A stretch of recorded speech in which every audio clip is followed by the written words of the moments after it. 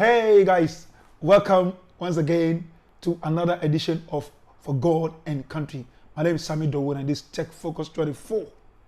Today, I'm doing my third installment or third edition of my take on the South African High Commission treatment of Ghanaians who have applied for visas. By now, we all know that it's been months upon months since Ghanaians applied for visas at the South African High Commission in Ghana, and they've not been given the visas. Just when we put out the matter and it went viral, straight away they issued a press statement. And the press statement, like we said, it exposed the fraud. It exposed them and it exposed the fraud that is going on there. And the fraud, for those of you who probably have not watched my other videos, I'll put the link in the description. Go and check it out. But then the fraud is that the South African High Commission has been found, in fact, not just Ghana, but then South African High Commissions around the world have been found to be issuing permits and visas to people who don't deserve the kind of visas they are giving them.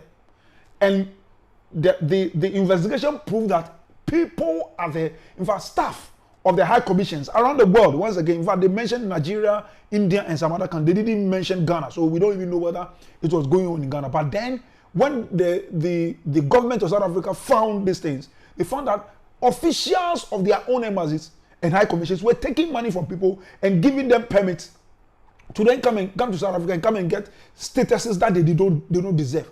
One of the ridiculous ones is that people can apply for retirement visa at age 25. For some reason, the people at the South African High Commission know that this thing is possible in South Africa. So they allow people from all over the world to do it, and when they go to South Africa, then they go and get work permit, and they begin to work. How can somebody who said I'm on retirement, then come and get work permit and come into work? Of course, the person is 25. So you would, and then there's another one where people get visitors visa when they get to South Africa, then they apply for asylum. So while they were leaving their country, they didn't know that they needed asylum, but all because they get help from the South African High Commissions and embassies. Now their own government have caught them red-handed, and so now they have decided to now turn on the visa applicants and punish the visa applicants. They have been stopped from issuing visas, but they did not stop taking visa applications. And so when they take your visa application, your passport will go and be with them for months. Months. In fact, per their own admissions, they've taken some people's passports since February. And they kept it there till today as we are talking. Some of them have not received their visas. In fact, they've not received decisions as to whether they have the visas or not. Some July, June, March, they are all there. They are all there. And they have been stopped from issuing visas. And as we are talking now, they are using a private organization called VFS.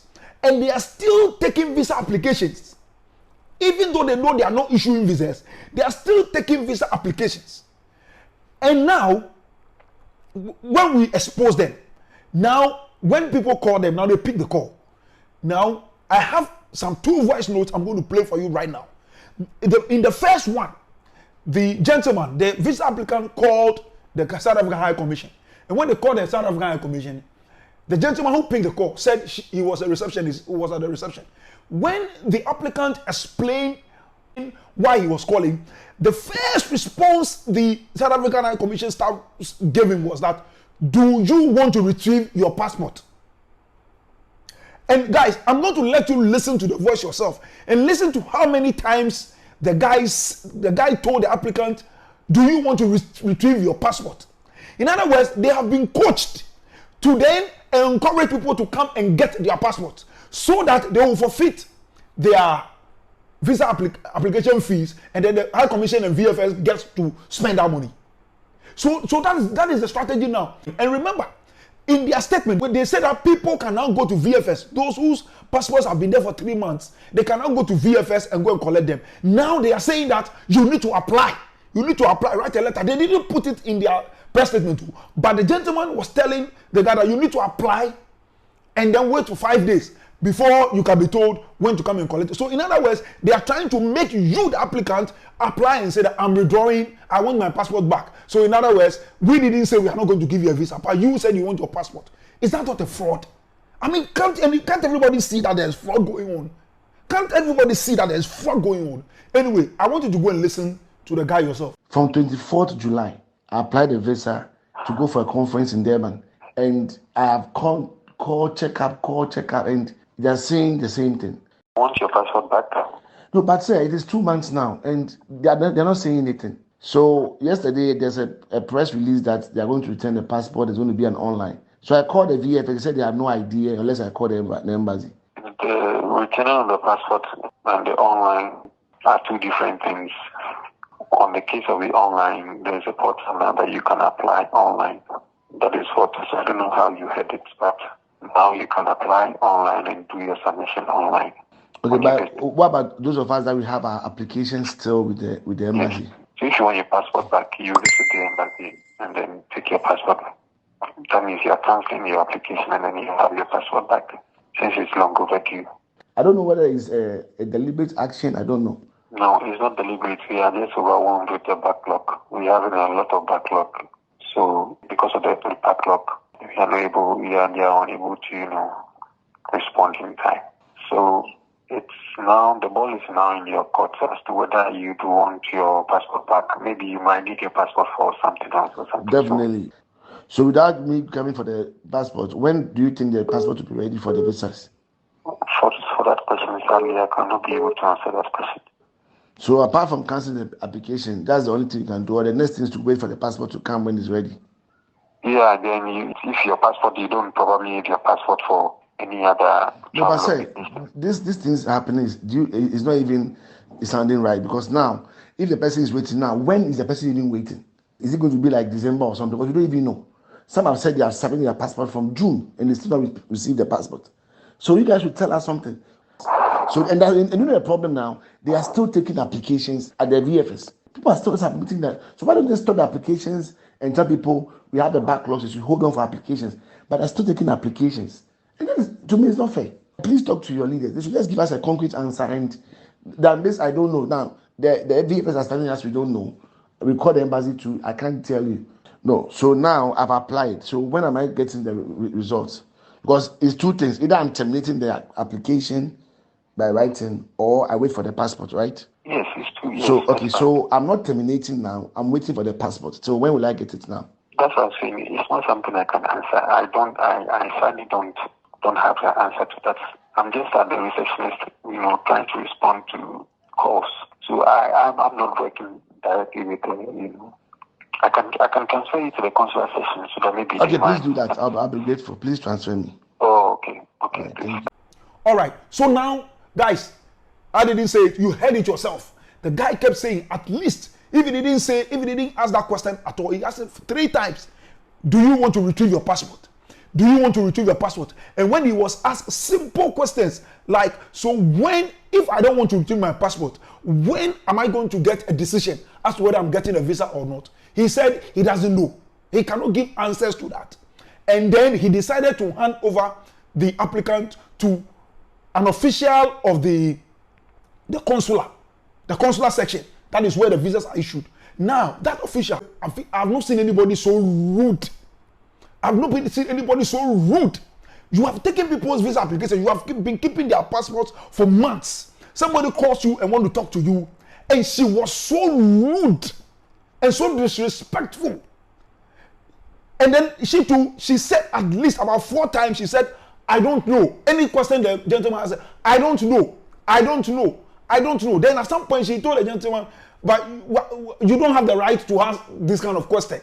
But we told you we have backlogs. So why are you asking this kind of question? I don't know. So the gentleman just have to drop the call. Let's go and listen to him and see how rude and arrogant she was. June 24th, I applied for a visa to South Africa. And I keep calling VFS, they keep saying the same thing. So I'd like to make an inquiry from your office. Where's your passport number? The passport number is... We'll check on it. Hello? Yes, please, I'm here. We'll check on it. We'll hear from VFS. Okay, so can I call back, or when do I hear from VFS, please? Call back. Sorry? I said we'll check on it. We'll hear from VFS. Okay, so give me an idea. Is it today or Monday or when? I don't know. You don't know? So when do I call again in case I've not heard anything? You call VFS. I call VFS. And then another one, a quick one. So the online application, does it start? When does it start now? The one that came out yesterday. Say what? Yeah, I'm saying that yesterday there was a press release that Ghana has been added to the electronic visa, the e-visa, online. Yes. So I'm saying that when does that start? Does it start now, or is there any It date? already started long time ago. It already started a long time ago. So there's no need to go to VFS anymore. Say what? You are saying it has already started. Yes. Okay, so there's no need to go to VFS. It depends what you're applying for. So I want to know, so that I'll be clear when I'm doing next time. Is it for specific purposes or for general purposes? It's for certain things, not everything. So we'll still be going to VFS. For certain things. Okay, If you like want long term and all that, you go to VFS. okay. So madam, can you help me with this one? The last one, please. So they said there's a backlog. Is that what that's what the VFS are telling us? How long would this take? If you can give us an answer, because we are still waiting. I don't know. You don't know. You're not supposed to be asking us this question. You're not supposed to ask. You answered that question. Sorry, you're saying something. You said I'm not supposed to be asking that question. So my passport is with you for 2-3 months. Is that what you're saying? You said there's a backlog, so why are you asking me when I'm not fighting with you. No, Please calm that's down. not for- I'm not fighting with you. Just calm down and answer it. Listen, there's a backlog till when? You answered your question, so it's fine. So till when will the backlog be over? I don't know. You don't know? Hello? Yeah, I'm here, please. I said you don't even know when you applied for your visa. No, but the visa says 10 working days, and I applied in July. So up to now, still there's no feedback. That's why you said you applied in June. July 24th. So what do you want again? No, so if you are to wait till when? That's what I'm asking you. I don't know. I said I don't know. You hear from VFS. Okay, thank you. Bye. All right, guys. So you have heard them. So I tell you, you see, so that's why when I find some of my colleagues in the media, like bloggers and journalists who write on tourism, they promote tourism and stuff like that, I don't blame them, because some of them, they get to be used by the various high commissions and various foreign missions to then promote their tourism, their country here, to attract tourists. But you see, my thing is that the thing about tourism, if you are promoting tourism, know that the experience of the tourist begins from the High Commission or from the embassy. When the person comes to collect visas, how do you treat the people? What kind of respect? If you don't respect the people here, how do you expect them to go to your country and tell them that we are welcoming, we are very nice people? The High Commission, the attitude of the High Commission tells us whether the people they are going to meet in your country are nice or not. It's very simple. Because when you go to Ghana High Commission, I know, I'm told that when you go to a Ghana High Commissions around the world, they're very nice people. So when you come to Ghana, you come and see that Ghanaians are nice. Do you understand? We all know. I don't want to like repeat something that everybody knows. We all know there's xenophobia that happens in South Africa. That is exactly what they are doing. Because listen, these are your own compatriots, African compatriots, and look at how you are treating them. And then our Ghanaian bloggers and journalists are promoting South Africa. They take them to South Africa in Daba tourism, in Daba this tourism. I've been invited for one of those things before. I never went because sometimes you really wonder. It's like what you are going to promote, because you go and there's sometimes I've been to South Africa and I've been attacked by a criminal before. Criminal just pretended like he was selling flowers to us. Then all of a sudden he pulls us the sword, and we had to run. That time we were on our way from Australia to. So please. This is my experience. It's not as if I'm playing now South Africa. That is my experience.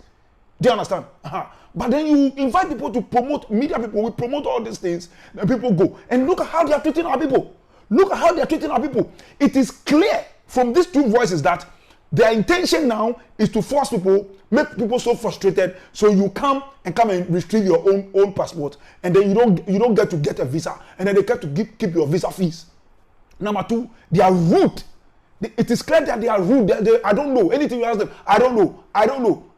Go and talk to VFS. I don't know. Go and talk to VFS. It's a business they have created. They've created a business for VFS and they are just collecting money. It's a revenue share agreement they have done, and they are collecting money and sharing. They know they are not issuing visas, but they are still taking visa applications and they are just collecting the money and sharing. Why? Because their own government have caught them red-handed, and so because they want to get back at their government for catching them for defrauding the country, now they want to take it out on we Ghanaians, and that's what they are doing. I am sad that the Minister of Foreign Affairs is sitting down aloof. They don't care about it. They don't care. They have left for media people and the applicants to be complaining in the media and for media people to be talking about it. But the Foreign Affairs Ministry are just there. Don't say anything. Very sad. Very, very, very sad. But like I said, we will keep talking about this matter. And I am looking forward to the day when Foreign Affairs will wake up and demand that the South African High Commission refunds people's, monies to them. Right from VFS to the High Commission. They must refund people's monies to them for the kind of treatment they've given people, for which people have to now go and retrieve their passports and then withdraw the application. They must refund the money because this one is a clear fraud. It's a clear fraud. It's a clear fraud. And everything they have done since we exposed them up to now shows that it was a planned thing. It was something they planned. They wanted to get back at their people. And now we have been caught in the middle and we have been defrauded because they have been caught by their own country. I'm going to end here today, but going forward, I'm going to come back again and give you more details. God bless.